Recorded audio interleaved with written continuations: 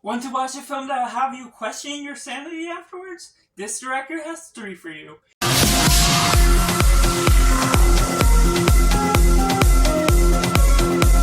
everyone, welcome to Cinema, where we focus on a film. I'm Josh, this is Simply Cinema, and today we're ranking all three of Ari Aster's films from my least favorite to my favorite, and I'd love to see you join down in the comments below what is your ranking look like for this director and your general thoughts on his opinions. Are they too much for you? Are they plain boring? Or do you personally really connect with them? And we're just all sharing our honest thoughts here on this channel, so make sure to like this video, subscribe if you haven't already, help me reach my goal of 500 subscribers as we build this film loving community right here on this channel. By coming in last place, we have Midsommar, one that goes in, it's just a simple narrative going into this other country, this group of friends, as well as this guy's girlfriend, just Florence Pugh having a great performance as the lead actress. The way they go about this, building such a simple environment, some lovely vibes, going into this country, then going into all of these weird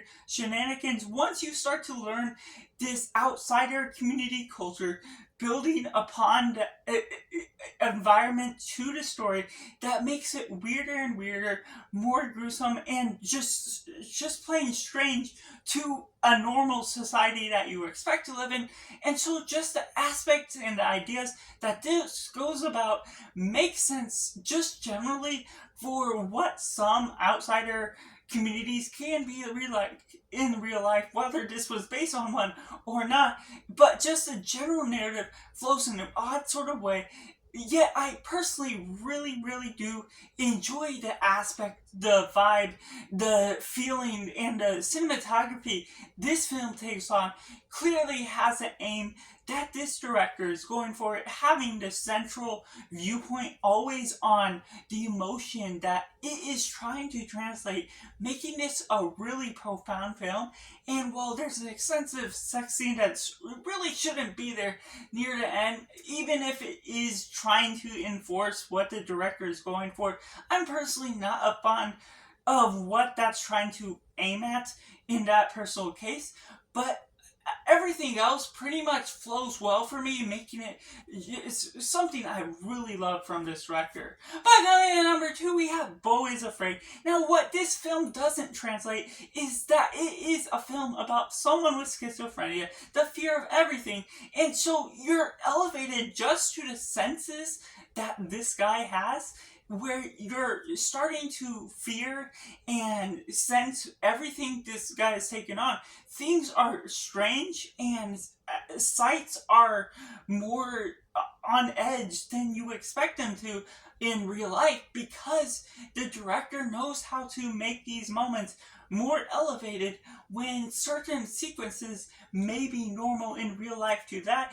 The main character is starting to become suspicious of multiple different moments that are elevated to the tension that he has in his own mind. And so just the way they go about that builds upon so much grounds that takes you in many different directions, many different things that question what is going on in real life, but taking you to multiple different locations, bringing you to different settings that always work, that always flow to the right narrative that this film is asking it for.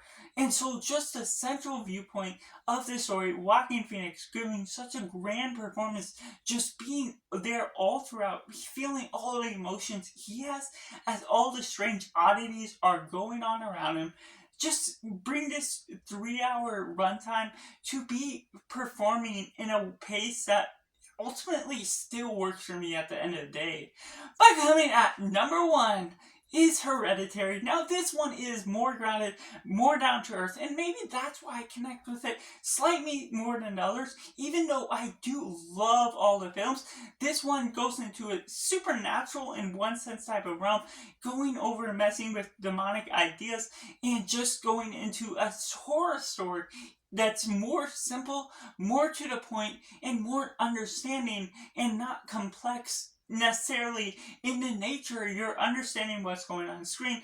The family dynamic is really fitting to the natural environment. You're building all these side characters that don't always offer a whole lot, but are naturally fitting to what the narrative is asking them as background characters, as what the family is needing in their life.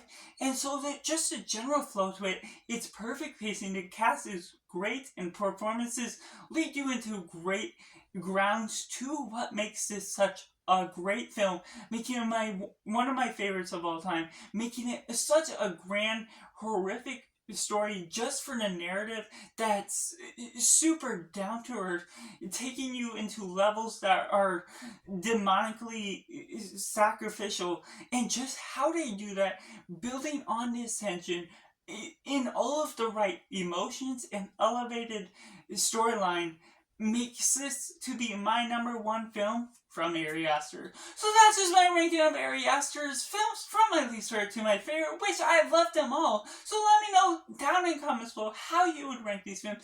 Do you love him as a director?